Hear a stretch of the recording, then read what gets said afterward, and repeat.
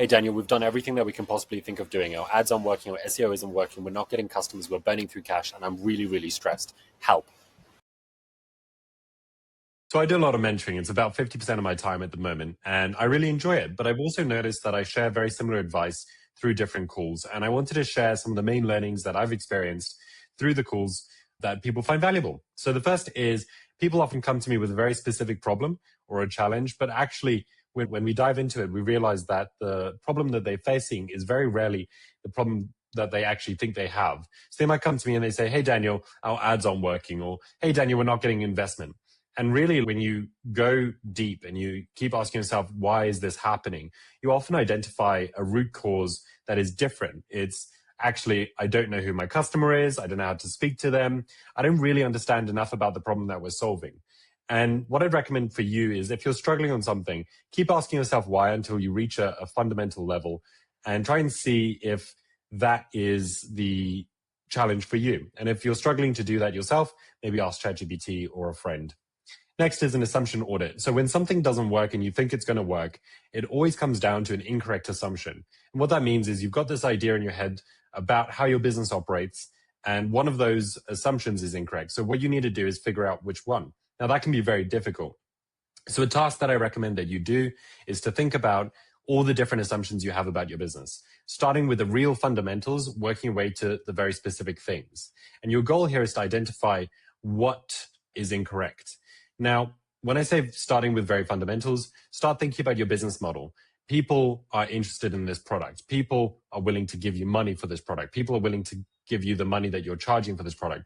You can sell the product online or whatever channels you're using, and keep working your way until you figure out all the assumptions that you have. And then what I'd recommend that you do is you rank them, you order them based on priority. So you think about what of these are most fundamental to my business and which aren't. And then what I'd encourage you to do is try to identify why you believe what you believe and if it's actually true or you just think it's true. Because very often we believe that certain things will work. And then when we figure out, actually, this assumption I just have because I thought it would happen. But actually, for example, people aren't willing to pay the money that you're charging for your product, or maybe Google Ads is a lot more difficult than you think. And what I'd encourage you to do is start right at the bottom and work your way up. Next, it's repositioning. So very often people come to me and they're stressed, they're tired, and they say, Daniel, I should just give up.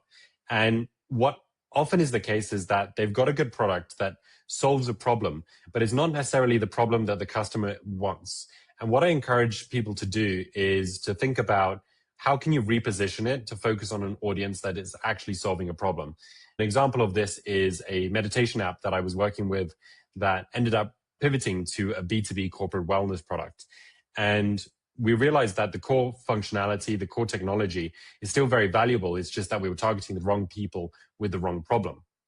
Jumping a little bit from traction and growth to thinking about priorities and personal operating systems, one thing that a lot of people have is they're struggling with figuring out where they want to be.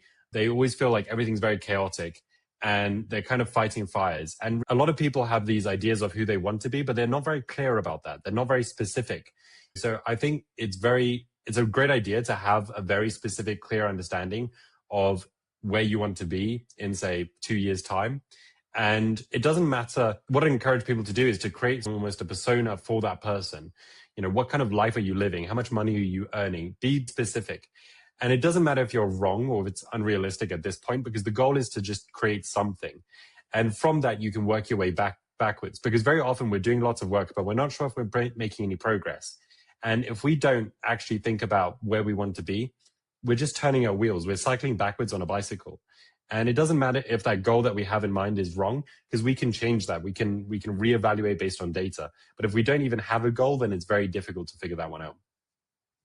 Additionally, I've discovered a lot of people, a lot of entrepreneurs, very ADHD, very dyslexic like myself, they lack any sort of formal project management. And I think it's very difficult because project management often feels we're siloing ourselves, we're stopping creativity. But actually, by being able to have a really structured project management system, that will enable us to more effectively put our thoughts down in a logical, ordered, standard way. I personally use ClickUp, even for my personal and my work tasks. Whatever you use is up to you, but it is important to figure something out that is gonna work, and that's something that you can understand, something that you can contribute to and really evaluate on a day-to-day basis. Next is a weekly optimization loop. So something that I do that I found incredibly valuable is I record a diary via voice note. And every week I upload all of my diaries into a system, which is then transcribed and posted into AI. And it's really interesting because from that, I'm able to extract things that I want to do differently. I identify challenges that I have that I didn't know I had. And by doing this diary, I'm able to actually think about what can I do differently next week or even tomorrow that I didn't do today that will help me improve my efficiency, my direction that I'm going in by, even if it's 1%, that is a massive cumulative effect over time. Next is also 80% targets. So I think a lot of entrepreneurs are perfectionists. We want everything to be perfect because we've got this dream in our head of where we want to be. But actually, it's very unrealistic and it's very difficult because that last 20% is often the hardest bit. So what I encourage you to do is to become okay with achieving 80% because that enables you to move much faster. And lastly, I want to talk a little bit about procrastination and focus. These are things that I've really struggled with in my life, hence why I don't have a degree. But I've really, over time, developed some rules that have worked really well for me, and hopefully they'll work with you. And the number one thing is constantly thinking to myself, is what I'm currently doing the highest impact task that I can be doing? Because I procrastinate. I focus on the wrong things. I focus on things that feel good, but don't actually add any value. And what I really love about this is I'm able to pause for a minute, take a step back and think to myself, is this task the thing that I need to be doing right now? And very often in the case, I realize that actually I'm doing something wrong. I'm doing something that feels good, but doesn't actually contribute to the main goal.